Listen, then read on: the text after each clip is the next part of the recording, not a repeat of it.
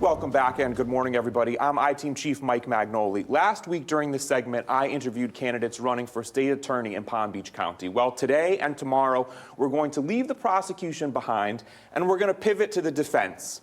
I'm talking about the public defender for Palm Beach County. Carey Haughwout currently holds that office, and she's been there since 2001. Well, right now, two men are competing to replace her. Both of them are Democrats. That means this race won't be on the ballot for a primary in August. Strike that.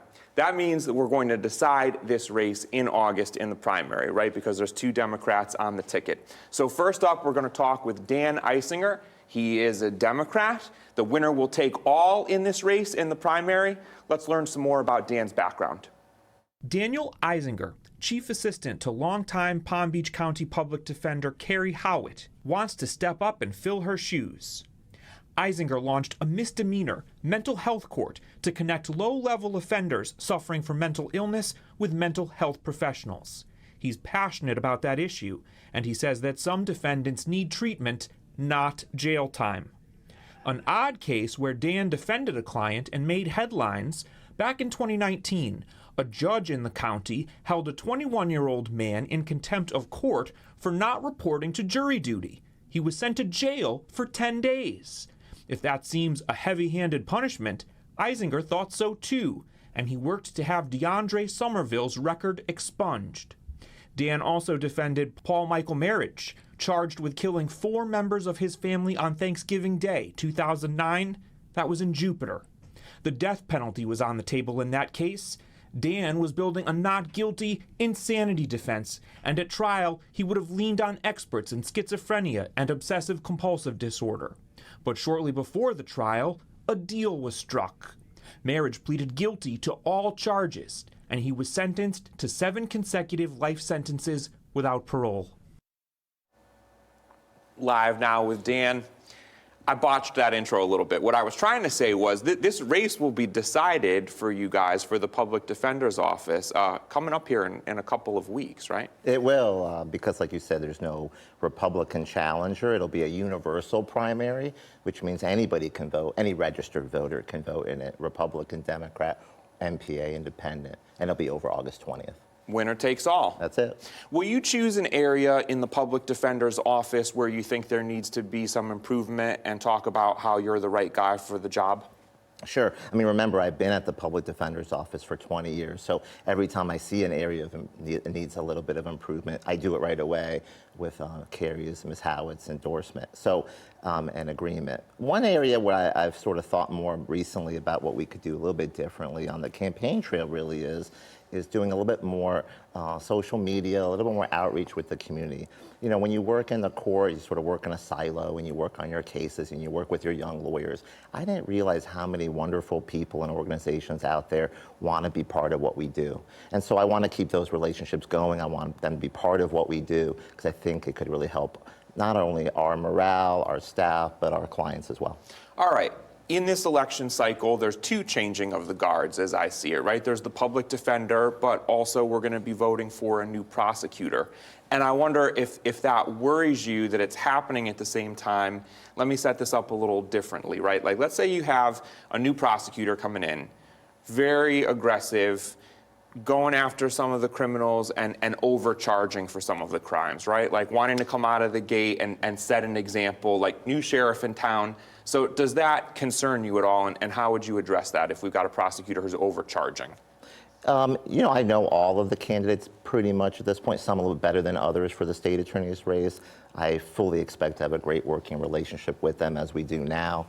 But you know, in terms of overcharging and defending our clients, my job is to make sure our lawyers are ready to go. That's the best way to be ready to anticipate anything that could come our way. And that's why we spend so much time on training. That's why we spend so much time with our new and not so new lawyers, making sure they're ready to do the job day in and day out.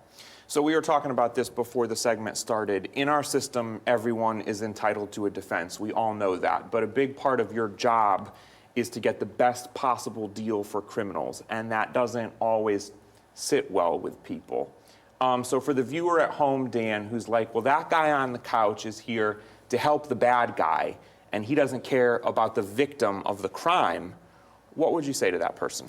So first I would say I do care about the victims of the crime. You can ask most prosecutors in those serious homicide cases that I worked for so many years that I made a point of introducing myself, expressing my sorrow, expressing how I felt bad for what happened to their family member or their loved one.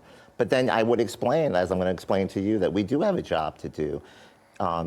Our Constitution requires that everybody gets not just a defense, but an equitable defense, a defense that will prove that these verdicts, once they come in, that they're solid and that they're valid. So it's my job to make sure that no matter how much money you have in your pocket, whether you're the richest, most affluent person in Palm Beach County who's charged with a crime, or the poorest, that you're going to get the best representation around. And that way, those verdicts, when they do happen, they'll stand, and we'll know that justice happened for everybody. In your experience, if someone is wrongfully accused, truly wrongfully accused, and they can't afford a private attorney and they end up with a public defender, can that person be exonerated? Because I know the public defenders have a huge caseload and there can be a revolving door factor where you have a different attorney from 1 month to the next. Is it possible to get a good case with a public defender if it's a high-profile case? High profile or not high profile, I've tried those cases. I've won those cases where they were factually innocent people that were charged. Our office has a wonderful reputation, so that turnover that you're talking about, sure, there's always going to be some folks that leave the office. Public defender work is hard. We require our brand new lawyers to give us 3 years. 3-year commitment. And then after that, it's up to them. But we recognize that this work long-term is not for everybody. It's for me. I'm a unique person. I think I have a special skill set, a certain temperament that I can do this work long time, but I appreciate that not everybody can, and that is okay.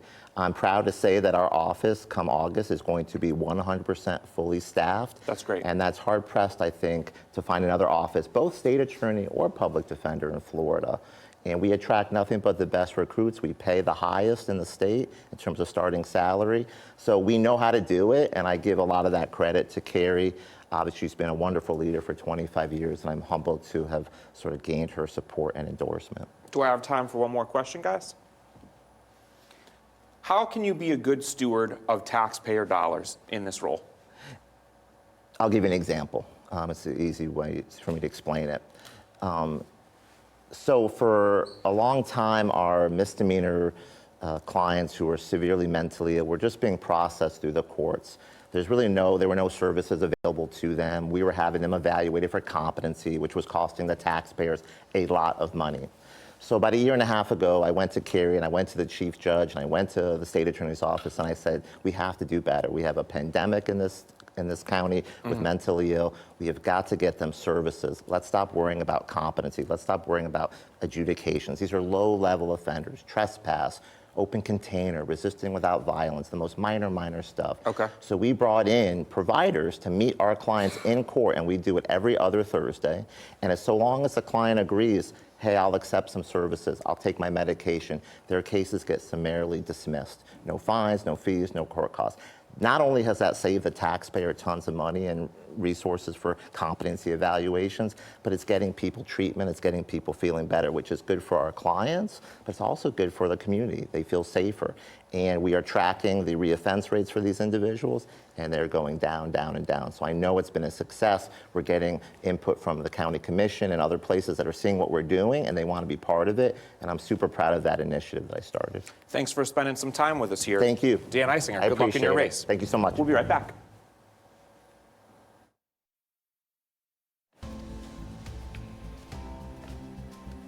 And we're back here now with Mike Magnoli. Max, we just watched your interview with Dan Eisinger. Public defenders are such an important part of our system.